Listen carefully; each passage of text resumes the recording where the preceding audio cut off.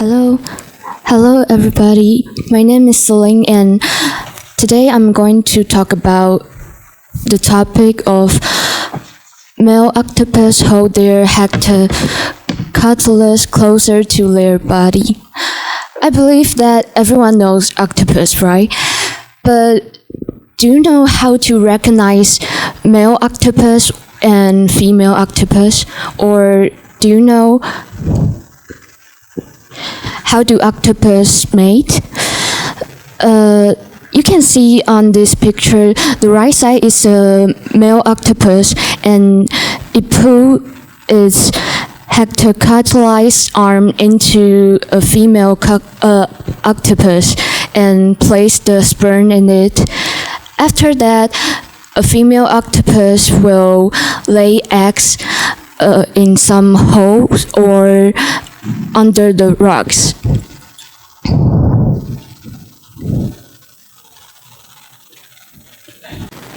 You can see that due to it have different function, you can see that a male octopus right third arm is its hectocotylized arm, and it looks different from other arms, and also it's different from the female octopus right third arm.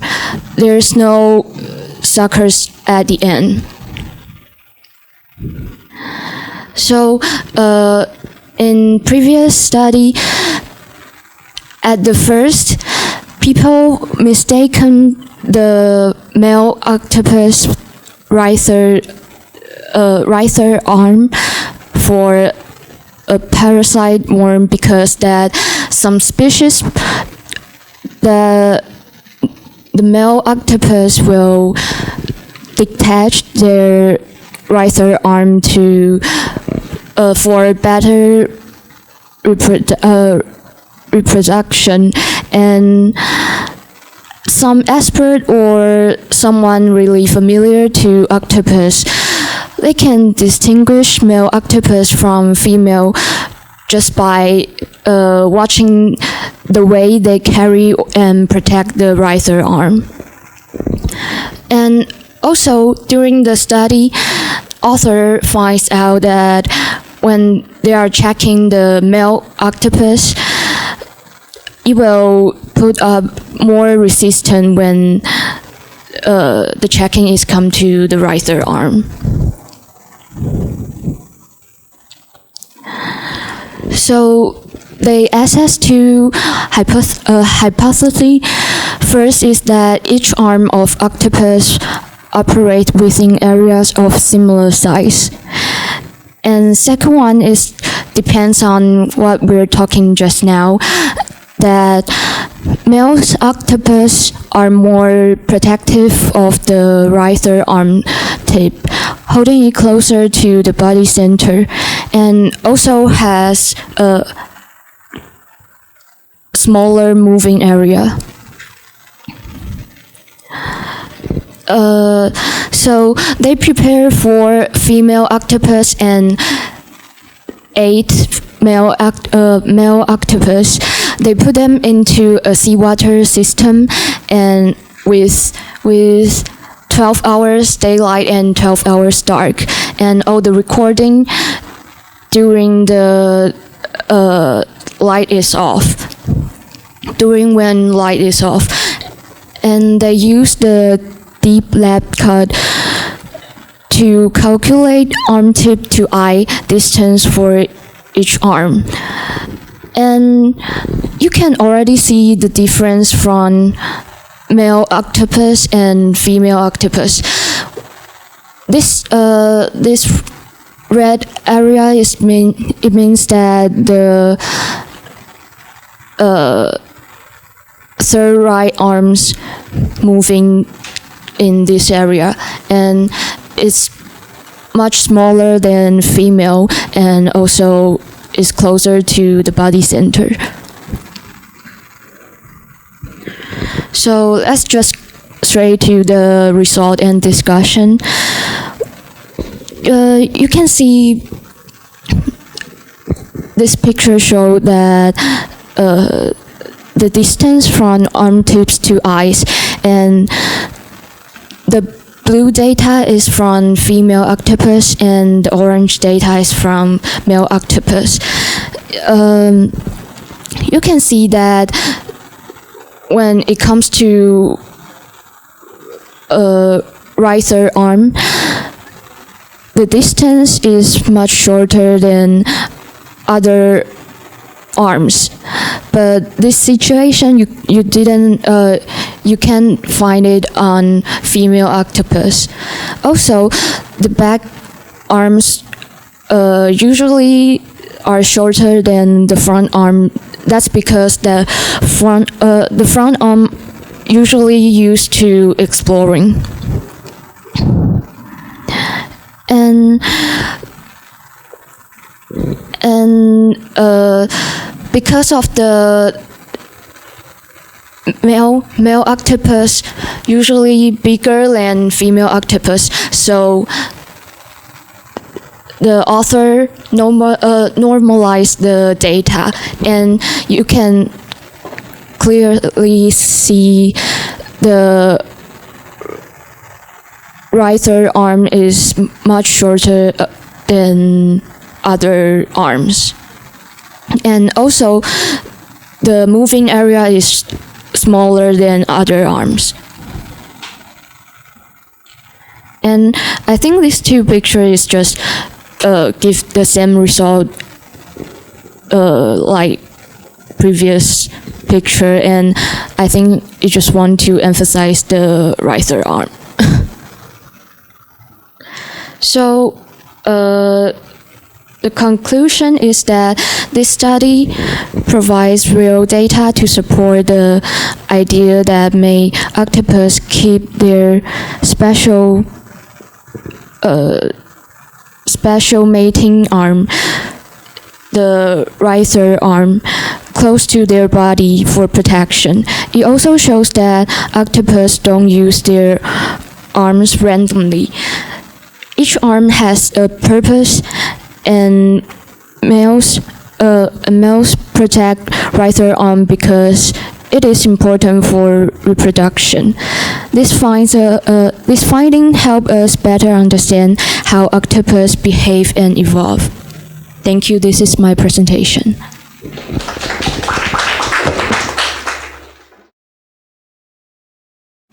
May I ask, where did the male octopus arm put inside into the female's body?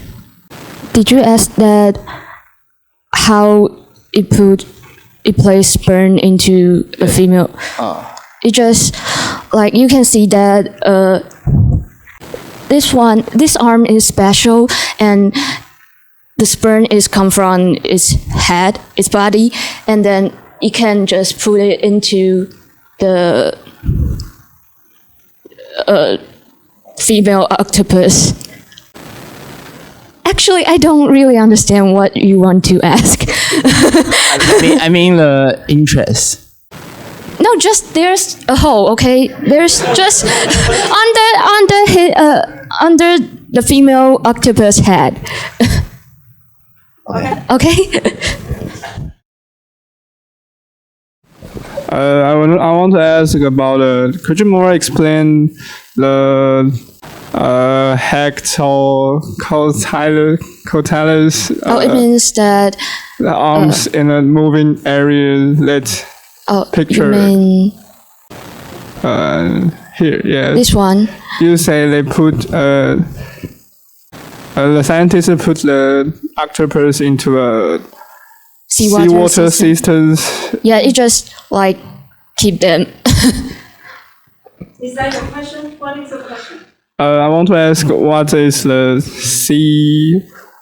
seawater systems and how it detect and know what is his moving areas.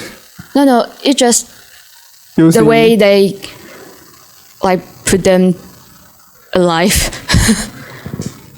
I mean, it's just they put the octopus into a like big water pool and Yeah, that's right. using cameras recording it. Yes. Okay. Yeah, and I also have a similar question, like how the experts do the measurements, like what is the method? Because I just can imagine. Oh, it's like they recording the way they move, and then every frame they will like mark the arm tip and their eyes, so you can they can calculate the number, the distance. Okay, thank you. Thank you. Can you move to the discussion that page again? Okay. Can you explain again why back arms stay closer to the body than front arms? Explain again. Yes. Could you repeat it again? I said, can you explain again why back arms stay closer than the front? Yeah, that's because that they just guess. They guess that it's because the front arms usually used to exploring, and when they move some direction, the front arms will go first, so they are like moving far away from their body. Sorry for my poor English, but I want you go back to the maybe page 7. This, what does the bright light mean? I don't really understand the bright light mean, and what the gray area and bright area means. Oh, okay. Okay, you can finish it first. Okay, I finished. Oh, okay. Thank Okay, you. the red actually shows that this is the area which arm will move. Like this red represent the right third arm, and other is other arms. And what about how to say 重叠 in overlap? What Because about it's the like recording for a long time, so this is about analysis， 就是分析，就是行为观察，就是yes, 模拟。kind of. Okay. Can you move to page 4? Page 4. Uh, Here. And the picture B and picture C is male or female, or it's a same species? Actually, it didn't say that it's from male or female. It just shows that this is like most arms look like this, and the other one is the male octopus third right arm. Picture B is male or female? Male. Oh, male. Because it's different function, so it has suckerless end. So this one is definitely the female octopus. The male octopus. Oh, okay. Yeah, for the first speaker, apparently we need to encourage them more because they have very short time to prepare. I know that. You choose your paper yesterday or what? Okay. So the first thing is, I think Celine needs to be more she needs to familiarize herself more with your lines, because often you were talking like not very fluently. Okay, and then second is I think there are some places where you can say more or print more keywords. I know that maybe in my previous lecture you think I shouldn't put too much text on the slides. However, this is not right thing to do. You should put appropriate amount of keywords on the slides. For example, thinking about the questions they ask, like, is this from male or female? Okay, because not everybody is listening carefully to you. You need to be aware of that, but later they might be asked to ask questions. So if you can put like a male, and this has more sucker, you can say maybe it's another arm from male or from female. This will help us to understand it better, right? And here I would say that, yes, it's nice that you have I would say hypothesis is like a research purpose, so you have a purpose slide, but it would be really great if in your conclusion, you can come back to your hypothesis and tell us if the hypothesis is verified or not verified. That would be good for a talk, yes. And then, I don't know how you call this. I would probably call it myself, it's a flower diagram. It's a little bit like flower, right? And if it is a flower, because apparently I think 1, 2, 3 of them ask you, how did they do the research, right? So I think you can maybe find the image of aquarium and then find the image of video can, and then say, okay, we record the movement of an octopus, and then how the movement is transferred to this diagram, right? Because you did not explain, I don't really know, you did not really explain what are these petals. Yeah. What these petals represent, right? And I don't even know if you explain the red one, okay? I do okay, but because everybody was confused. Oh, what is that? So they did not listen to you carefully. Yeah. So next time it would be great if you can spend some time. You have enough time to add more, right? Yeah. And another thing is. Speaker 1 and 2, you both want to add video, but both somehow failed. So my recommendation is you should download it from YouTube. If you don't know how to do it, ask me, okay?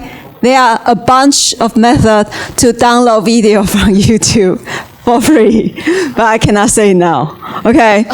So you should download it, embed it, 把它嵌入, embed it. When you do the embedding, don't do it as MP4 file. I need to repeat it many, many times. You have to do it with WMV format. Okay, WMV format, because many computer, their Microsoft Office does not support MP4. I don't know if this one support that. Okay, if you fail to play your video, you might lose 30 seconds, for example, right? So try to do it next time and try to trim it, edit your video. Don't play 1 minute of video. You will get me very impatient, okay? And then, okay, so here, this graph. I think this graph itself is very clean, easy to read. However, if I were you, I would add something like, for example, I will use an image to explain what is arm tip to eyes. And then I will add an image of the octopus somewhere and explain from, back, and R3. You always use image to enrich your presentation. And then use some guideline. It is actually not so good to go here and do things like this. It's okay for lecturers, but consider that you are doing a conference talk. If you are doing a conference talk and the screen is super large, you cannot do it. You should practice using your mouse. Okay, using your mouse. And then, or use guidelines. You know guidelines, right? Rather you have something like point this, point that. That kind of guideline, or a circle, or a rectangle, whatever. And then always conclude your figure with a sentence. I know you say a lot, you probably conclude it orally, but it would be great to print the sentence somewhere here. Say, okay, this is the key finding of this figure, and the same for this. And if you think this has the same information as previous one, don't show it. Don't show it, okay? Instead, you can spend more time explaining it. For example, what is KDE area? We don't know what is KDE area, right? So you can explain it. Of course, you have to explain this in a simple way. Okay. Then I think that's it. I hope that next time this can be improved. For example, if you want to discuss like why some of them ask why back arms stay closer to the body, you may have some image from the internet to enrich your presentation. Okay? Okay, thank you. Thank you.